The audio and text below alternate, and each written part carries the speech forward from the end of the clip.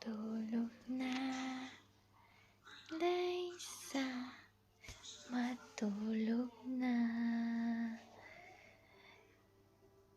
Kanina ba inantok, ngayon ay tulog na.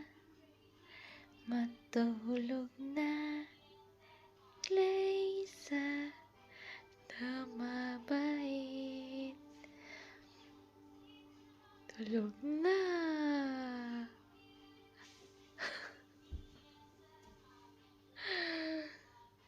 Umaga ka na naman natulog, ha?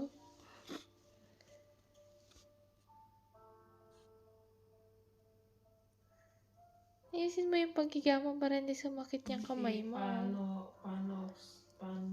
Panoxyl.